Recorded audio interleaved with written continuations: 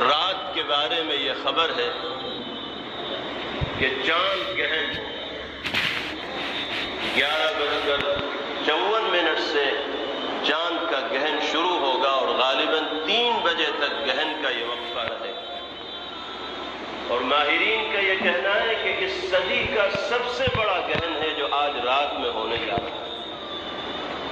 اتنے زیادہ وقفے کے لیے کبھی چاند بے نور نہیں ہوا۔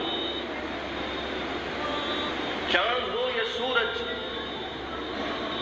یہ اگر بے نور ہوتے ہیں اور ان کو گہن لگتا ہے تو یہ بھی اللہ کی قدرت کا اور اس کی حکمت کا ایک حصہ ہے۔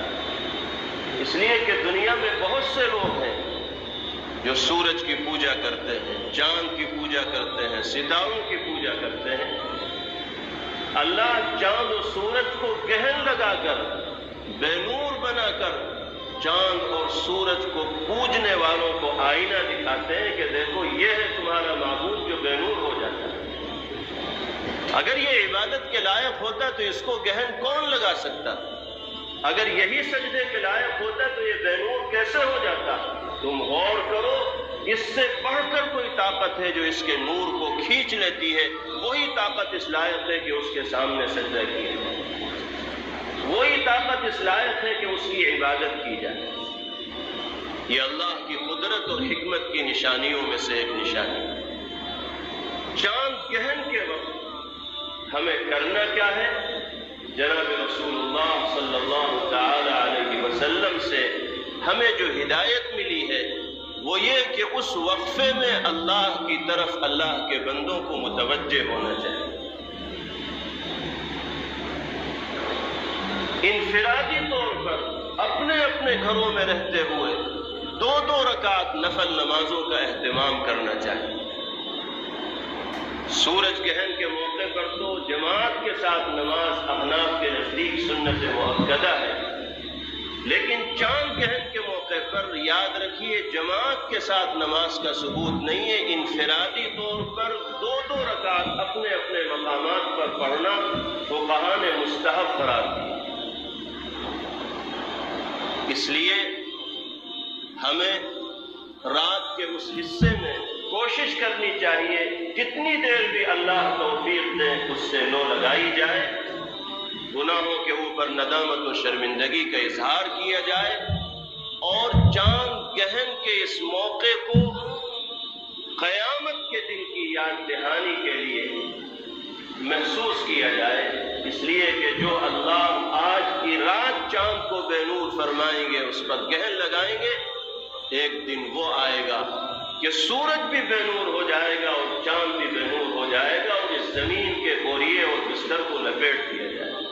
اذا الشمس كورت واذا النجوم انكدرت واذا الجبال سيرت۔ مناظر اللہ تعالیٰ نے قیامت کے بیان فرمائے ہیں کہ کس طریقے سے تبدیلیاں اس دنیا کے اندر رونما ہوں گی، تو انسان قیامت کے دن کو یاد کرے، اپنے گناہوں کا تصور کرے اور اللہ کے سامنے روئے روئے معافی مانگے۔ تیسری اور آخری بات یہ ہے کہ چاند گہن اور سورج گہن کے موقع پر بہت سے توہمات ہمارے معاشرے کے اندر رائج ہیں، عجیب عجیب باتیں سننے کو ملتی۔ بہت مشہور ہے یہ بات کہ سورج کو گہن لگے یا چاند کو گہن لگے تو کسی حاملہ عورت کو آسمان کے نیچے نہ آنا چاہیے ورنہ اس کا حمل ضائع ہو جائے۔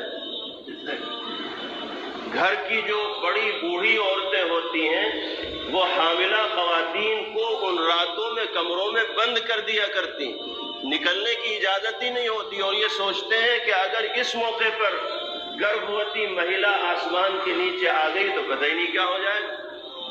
کچھ لوگ یہ سمجھتے ہیں کہ اس رات میں توا نہ گرم کرنا چاہیے، بس ایسے ہی کچھ کھا پی کر پیٹ بھر لیا جائے، روٹی ووٹی نہ بنائی جائے۔ کچھ لوگوں کے ہاں یہ مشہور ہے کہ چاقو استعمال نہ کرنا چاہیے ورنہ پتہ نہیں کیا کیا کٹے گا ساری زندگی۔ کچھ لوگوں کے ہاں یہ مشہور ہے کہ قینچی استعمال نہ کرنی چاہیے۔ کان کھول کر سن لیجئے، ان تمام توہمات کی کوئی حیثیت اور حقیقت نہیں۔ حاملہ خاتون جس طرح عام دنوں اور راتوں کے اندر جہاں چاہتی ہے چلی جاتی ہے، کمرے میں سوئے یا کھلے آسمان کے نیچے سوئے، کوئی حرج اس کے اندر نہیں ہے۔